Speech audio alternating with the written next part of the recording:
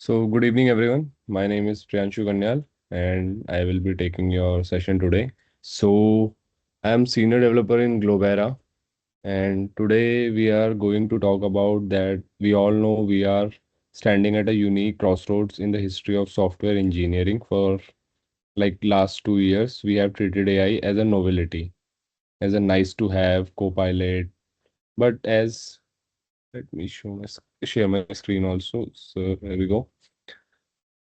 Yeah. So Like, but as we move deeper into the 2026, the reality has shifted. AI is no longer a choice, it is a necessity for staying competitive. However, our governance frameworks are still running on 2023 logic while our code is being generated at 2026 speeds. Today, we are going to look at why our strategic focus makes shift from how do we generate more code to how do we govern the code we generate. The current landscape, yeah. So the current landscape uh, is that the data tells a startling story. We see an 84% of adoption rate among the developers. Yet for the first time, sentiment is crashing. Favorability has dropped to 60%, and more worryingly, only 29% of our developers actually trust the accuracy of the tools they are using every single day. So we are living in a trust gap that threatens the very foundation of our engineering integrity. And this leads us to the productivity paradox. So we feel faster because we are typing less, but we are shipping slower. Why? Because of the almost right rule and almost right problem, and 66% of our teams are getting stuck in the mud debugging AI solution that look perfect but contain subtle breaking bugs. We think we are 20% faster, but measurement shows that experienced developers are actually taking 19% longer to finish tasks. So, yeah, where we are that, yeah. So actually taking 19%, so the experienced developers are actually taking 19% longer to finish tasks because the government burden, the mental tax of auditing AI is higher than the cost of writing code from scratch, as you guys all know, because I think everyone here uses AI to write their codes. So, yeah, the tools and the security crisis. Yeah. So in this tooling war, the market has split. We have ecosystem leaders like GitHub Copilot for our routine work and AI native editors like Cursor that can reason across entire repositories. And we even have autonomous agents like Devin or Cloud Code. I think most of you guys use Cloud Code that can plan entire features, but this autonomy comes at a steep price, the vulnerability tsunami. So nearly half of all assisted tasks are now introducing critical security flaws. We are seeing 86% failure rate in preventing cross-site scripting and logic injection. Why? Because of authority bias. We see clean, well-commented code and we lower our guard. We are industrializing insecurities. Looking at the secret sprawl crisis in 2025, we saw nearly 29 million secret leaks on GitHub. 34% jump it is.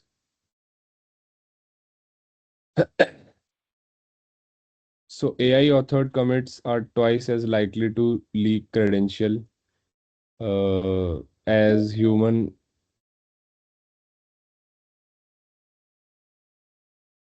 Yeah. So where we are. So new protocols like MCP. Just a second. Just a second. Yeah. So new where we were. Yeah. So new protocols like MCP and creating like leak funnels that exposes our most sensitive API keys through poorly documented configuration patterns. And after that, we comes to the to that who owns the machine made work. So the legal and the regulatory reality beyond the code, there is legal vacuum we cannot ignore.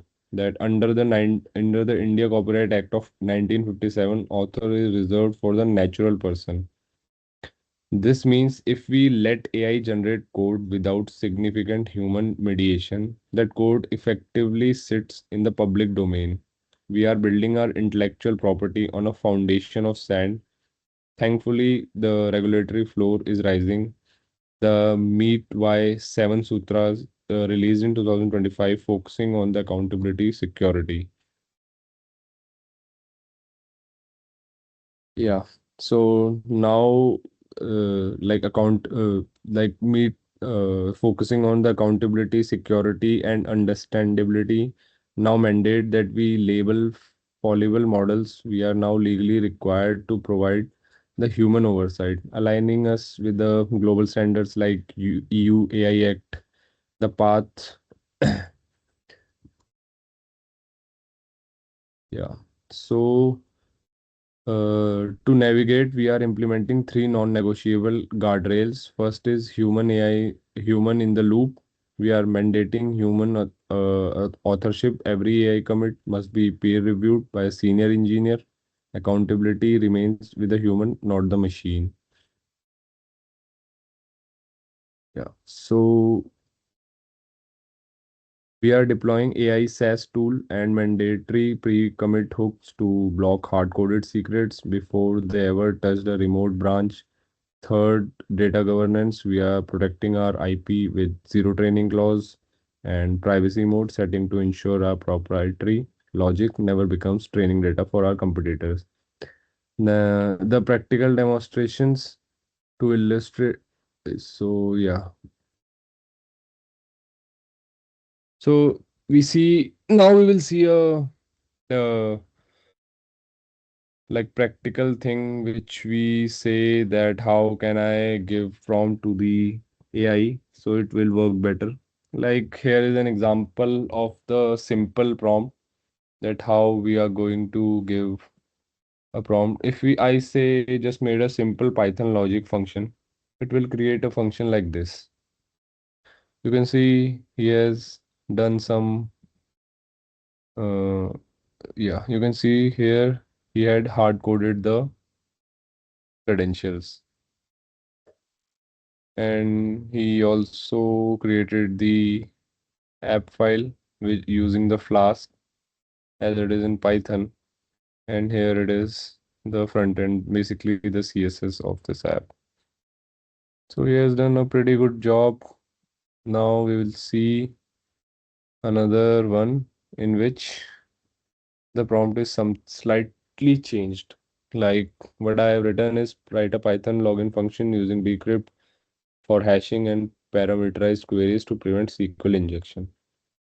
The prompt is changed. Now you can see the coding structure, how the code is structured here. You have templates, you have style.css, you have app.css, you have environment created. In this, you have bin, include, you have the like you have a quite good structure.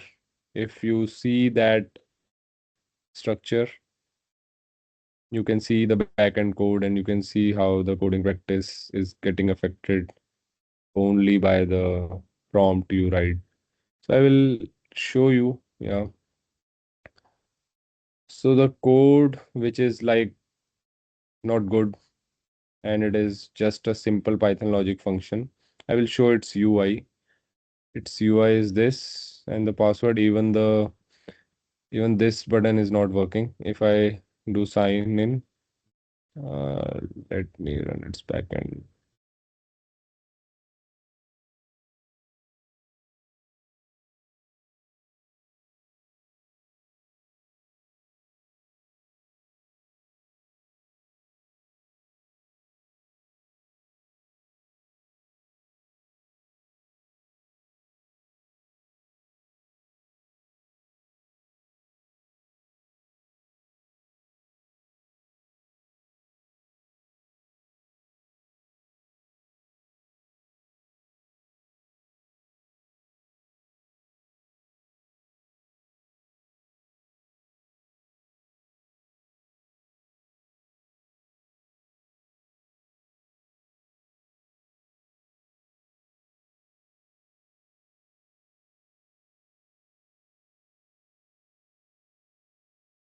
So you can see I am also running the backend and front end from the Copilot.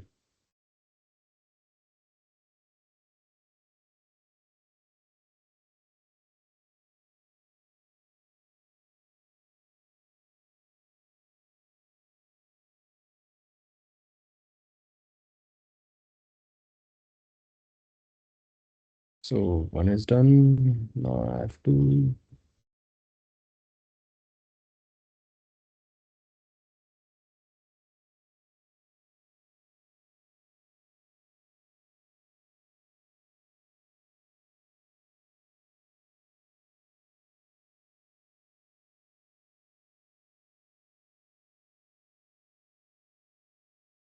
So I will show you the one which is like more described and with the right prompt. Yeah. So this one here we can also register. Like if I registered test and it created its password test. Yeah, right. Test. If there are validations, he will. Yeah. So if there are validations, and he's saying that we should have at least 8 characters.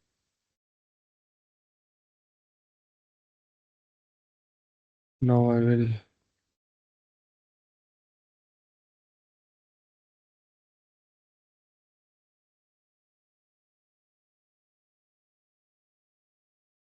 So first I have to register myself here.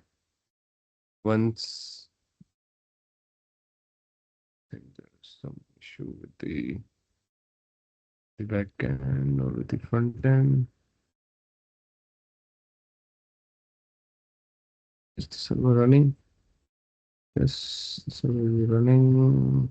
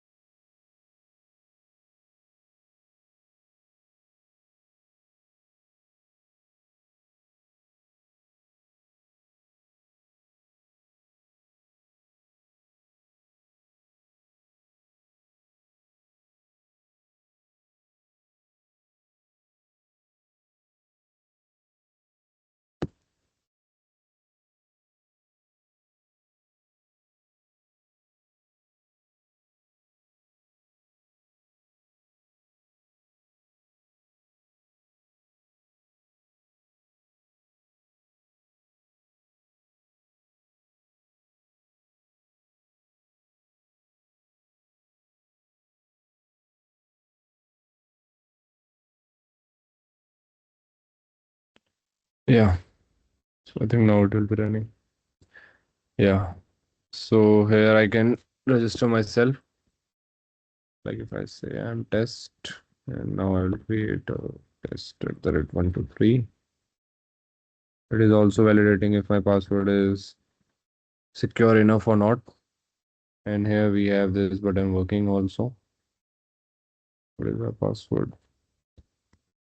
Copy it. If I create it, it gets stored in our database. And if I sign it again using this, now you can see I am getting authorized and I can see that it is saying hello test, you are authenticated. It is using Bcrypt SQLite 3 database. And you can see that I am getting. So here we can see that there are major differences in our code, like what we have written in our this prompt. So in this prompt, let take it the first code and take this as our second code. So here we have highly secure things like we are using bcrypt hashing, prevents SQL injection, and protects against timing attacks. But in second code, we are using the Flask API, which is not secure and only stores a plain text password. And there is no hashing also and no advanced protection. And and here you guys can see we are using SQLite 3 as our database. And the second in second code, we are using just the memory in-memory dictionary. And in third, we can see that the third point is that we are seeing password handling. In first code, we are password password handling. The first code where the passwords are hash plus salted bcrypt. In second, the passwords are stored and compared directly. And the fourth point is the first code we are seeing, it uses the parameterized queries, and the second code we are seeing has no database, so not it's though it is not applicable in that. So as you can see, only a prompt can make a big difference. And yeah, after that, yeah. So it all depends on the prompt which you are giving, and if the prompts are good, you can do coding better. And always AI makes a difference. And after using AI, coders are now better and they are doing good. So I think if you guys are using AI with good knowledge, you can enhance your skills. Yeah, that's all. So if you guys have any question, you can ask. Yeah, I have a question. Yeah.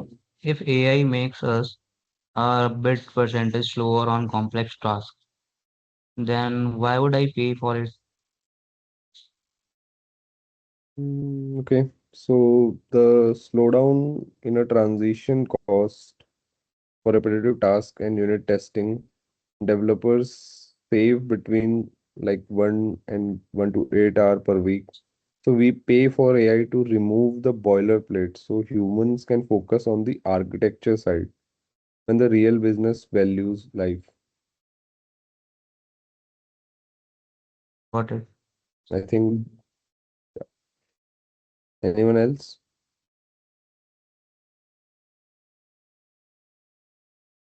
Anyone else? Uh, so I have a question. Who owns the copyright of these codes? Okay, so purely AI generated codes currently sits in a legal vacuum in India. To protect our company IP, we require every snippet to be human mediated, like meaning a human reviews a code and modify the code. This minimal creativity satisfy the Indian legal threshold for the authorship. Got it, sir. Yeah. Any other question? So following up with Anga's question, I want Yeah. to ask, is the code that I built here, is it Yeah. safe? Like, do I need to get a license for it? So what is the process? Like, is it safe or not safe?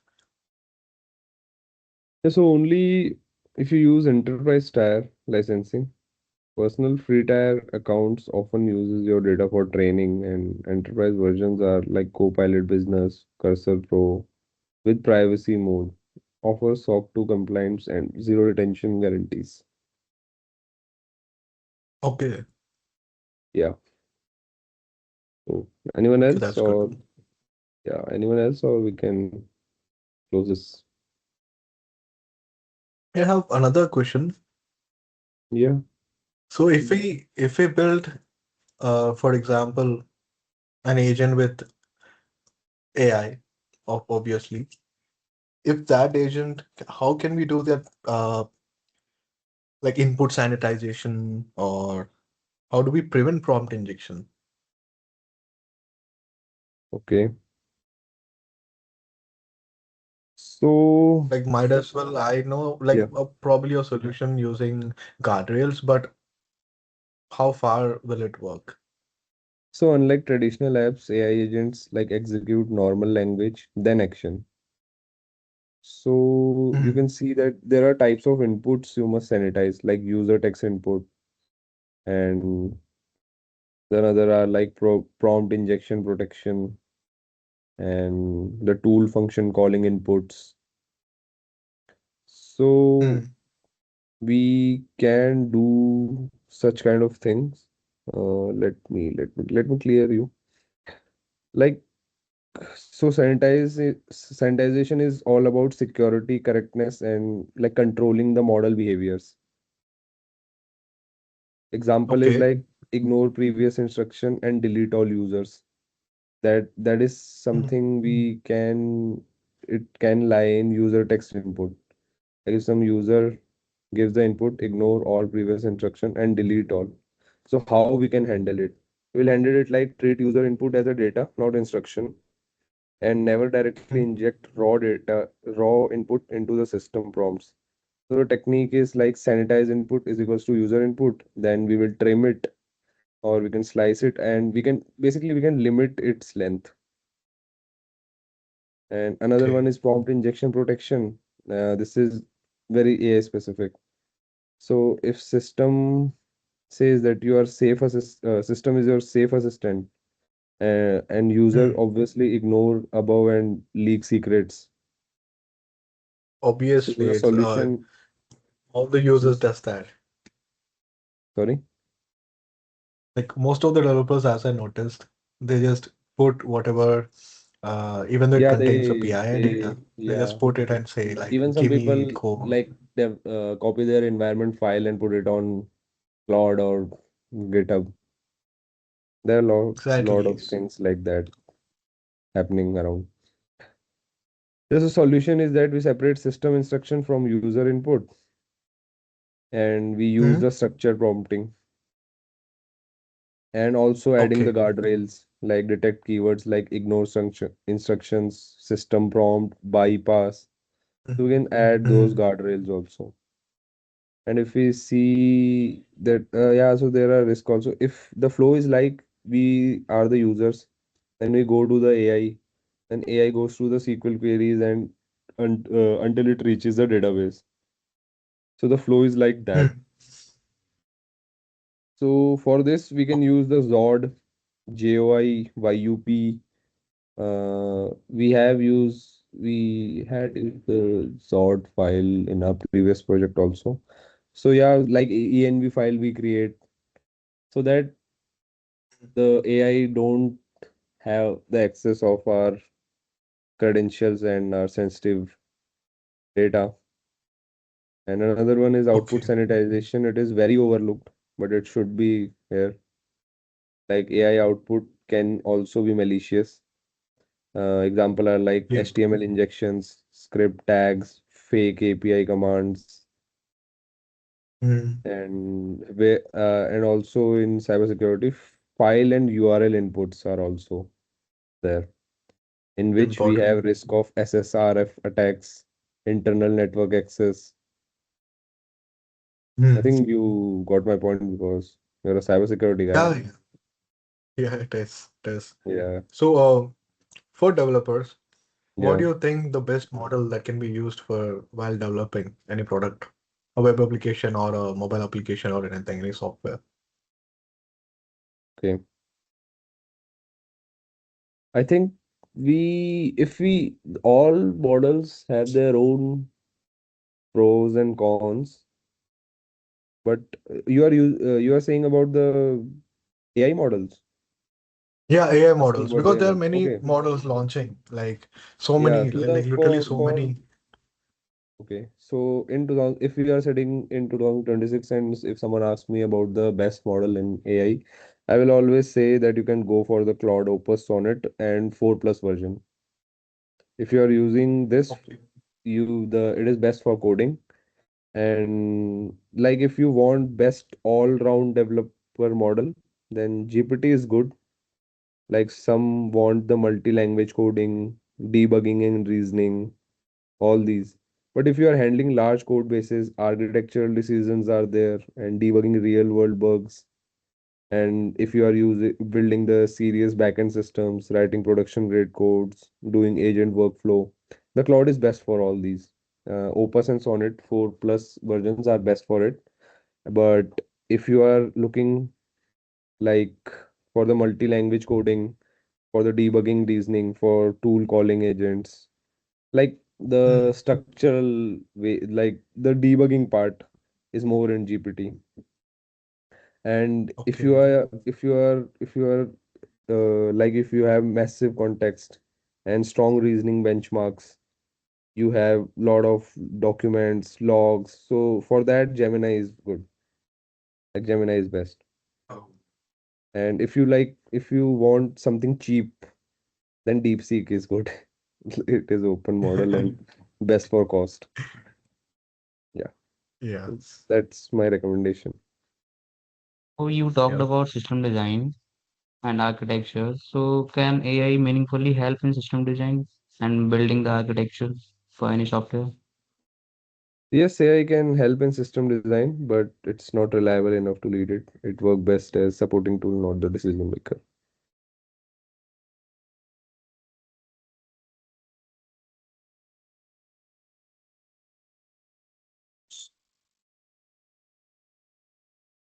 Is it the question you are asking? Yeah, was asking like, is it still limited to some small code snippets, or we can build the architecture of any software or not? Okay. So yeah, so the where the AI actually helps is the system design, idea generation, and starting point. AI is very good at suggesting architectures and microservices versus monolith, listing components. Example there is like design a scalable URL shortener. AI will suggest like load balancer, API server, database, Redis cache. Good for getting unstuck quickly. And AI can Then clearly explain also caching Claude strategies, is agent good for sharding. this. Yeah, Cloud is good for your it also nowadays it also gives the flowchart and all those things. I think yeah, it is good for large code bases and architecture decisions. It is good. Okay. Yeah. Anyone else?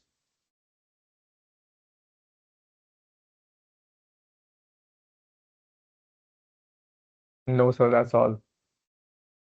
Okay. So thank you everyone. Thank you for your time. And thank you RSC for giving me the chance. Okay, Okay. thank you, sir. See you guys. Thank you. Okay, bye bye. Bye. Bye guys. Bye everyone.